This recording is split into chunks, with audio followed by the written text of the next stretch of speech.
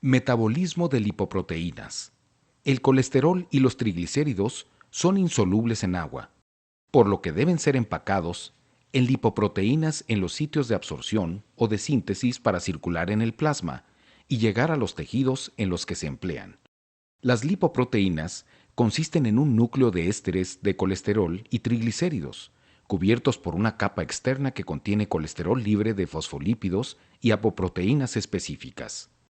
Las apoproteínas, cuyo acrónimo es APO, como en ApoB, ApoC y ApoE, son partículas que rodean a las lipoproteínas, cuya función consiste en transportar lípidos en la sangre y permitir su identificación específica como lipoproteína por enzimas que extraen lípidos de ellas. Por ejemplo, a través de la ApoB100, las lipoproteínas de baja densidad, LDL, durante su circulación por el hígado, son reconocidas por receptores celulares de los hepatocitos, mediante los cuales las endocitan. O bien, en tejidos periféricos, la ApoC2 activa a la lipoproteína lipasa localizada en los vasos capilares, la cual extrae triglicéridos de las lipoproteínas como kilomicrones y lipoproteínas de muy baja densidad VLDL. Cada tipo de lipoproteína varía en tamaño, densidad y composición de lípidos y clase de apoproteína. Los principales tipos de lipoproteína y sus respectivos acrónimos en inglés, cuando existen, son kilomicrones, colesterol de lipoproteínas de muy baja densidad, VLDL, del inglés Very Low Density Lipoprotein, VLDL, colesterol, colesterol de lipoproteínas de densidad intermedia, CIDL, del inglés Intermediate Density Lipoprotein, IDL, colesterol, colesterol de lipoproteínas de baja densidad, CLDL, del inglés Low Density Lipoprotein, LDL, colesterol, colesterol de lipoproteínas de alta densidad, CHDL, del inglés High Density Lipoprotein, HDL, colesterol, lipoproteína A, LPA. Entre las principales clases de lipoproteínas se encuentran subclasificaciones de lipoproteínas, pero en la clínica todas ellas se agrupan dentro de alguna de las clases mencionadas. Los kilomicrones son partículas de gran tamaño que transportan cantidades pequeñas de colesterol y grandes de triglicéridos. Su densidad es mayor a 0.95 gramos por mililitro.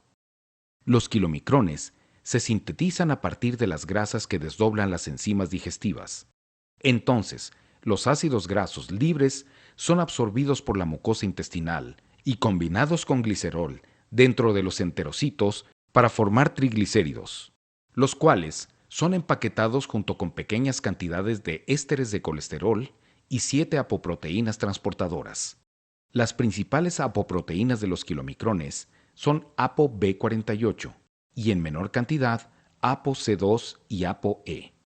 Una vez formados los kilomicrones, circulan a través del sistema linfático del intestino y el conducto torácico para llegar a la sangre de la vena cava. En los capilares, los kilomicrones pierden su contenido de triglicéridos en su trayecto a través de la circulación. Esto sucede cuando el kilomicrón es reconocido mediante apoproteína C2 por la lipoproteína lipasa, que se encuentra en las células endoteliales vasculares de los capilares. Entonces, esta enzima hidroliza a los triglicéridos contenidos en los kilomicrones, y los ácidos grasos libres son tomados por los tejidos muscular y adiposo. Las partículas restantes, llamadas remanentes de kilomicrones, son tomadas principalmente por el hígado mediante su unión con los receptores de ApoE. En el hígado, los remanentes de kilomicrones suministran colesterol para empaquetarlo en VLDL. Por tanto, los kilomicrones y los remanentes de kilomicrones a los que se les ha extraído triglicéridos son las principales lipoproteínas, mediante las que se transportan las grasas y el colesterol de la dieta. En el hígado, los remanentes de kilomicrones son empleados para producir y secretar CBLDL, cuya masa consiste en 60% de triglicéridos y 20% de colesterol. Estas lipoproteínas son partículas que transportan principalmente triglicéridos y su densidad es de 0.95 a 1.006 gramos por mililitro. En su superficie se encuentran apoproteínas B100, C1, C2, C3 y E, las cuales funcionan como sistema de transporte de triglicéridos hacia la periferia. Las CBLDL también son sometidas a la actividad de la lipoproteína lipasa de los capilares. Entonces, esta enzima extrae ácidos grasos y glicerol al fragmentar triglicéridos, ya sea para el metabolismo energético de los tejidos, para su depósito en el tejido adiposo, para emplearlo en la construcción de membranas celulares o en la producción de hormonas. En este proceso, las VLDL se convierten en remanentes de VLDL, debido a que tales remanentes continúan su pérdida de contenido de triglicéridos y de que estos son tomados por el tejido adiposo o el muscular. Los remanentes de VLDL se transforman en IDL. Las IDL, cuya densidad es de 1.006 a 1.019 gramos por decilitro, transportan triglicéridos y colesterol y en su superficie se encuentran las apoproteínas B100, C3 y E.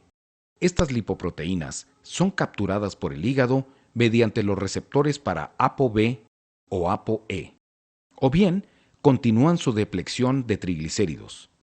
Cuando sucede lo segundo, es decir, hidrólisis de triglicéridos de IDL por lipasa hepática, estas se convierten en CLDL.